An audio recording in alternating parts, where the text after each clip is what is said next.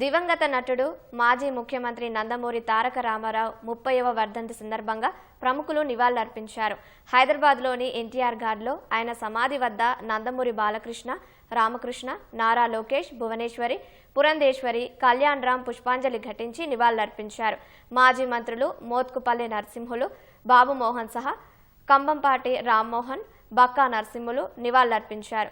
ఎన్టీఆర్ ఘాట్ను వివిధ రకాల పుష్పాలతో అలంకరించిన ట్రస్ట్ నిర్వాహకులు పరిసరాల్లో ఎన్టీఆర్ రాజకీయ, సినీ విశేషాలు తెలిపే చిత్రాలు ప్రదర్శించారు. సర్వమత ప్రార్థనలు ఏర్పాటు చేశారు. ఎన్టీఆర్ ఘాట్ వద్ద అభిమానులు ఆయన చేసిన సేవలను స్మరించుకున్నారు.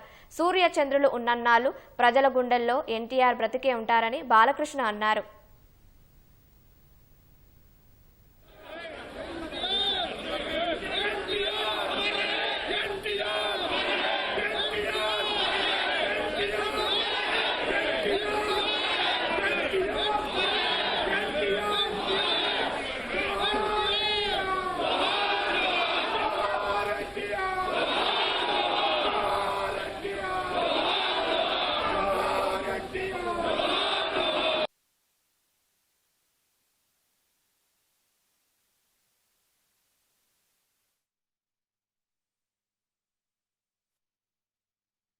నటనలో మరి ప్రపంచంలోనే అనితర సాధ్యమైన పాత్రలు ఎవరు చేయలేని పాత్రలు పౌరాణికం మనకు పరిమితమైతే అంతేకాకుండా ఎన్నో ప్రయోగాలు ఆయన చేశారు. ఇంకా ప్రవేశం చేసి అణువణువులు నింపుకుని ఆ పాత్రలకు ప్రాణం పోసిన మహానుభావుడు నందమూరి తారక రామారావు.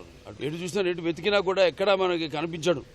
అలాగే రాజకీయంగా చూస్తే అప్పుడు ఆనాడు తెలుగుదేశం పార్టీని స్థాపించడం, అంతవరకు రాజకీయాలు దూరంగా ఉన్న వాళ్ళందరికీ చేయూతనిచ్చి బడుగు బలహీన వర్గాలు వాళ్ళైతేనేమి, తాడిత పీడిత కులాలు, మైనారిటీలు అందరూ కూడా ఈ యొక్క రాజకీయాల్లో ఉన్న ఈ అధికారంలో ఉన్న పదవులు దూరంగా ఉన్న వాళ్ళందరికీ చేయూతనిచ్చి తీసుకొచ్చి పదవులు కట్టబెట్టి సత్కరించిన మహానుభావుడు నందమూరి తారక రామారావు.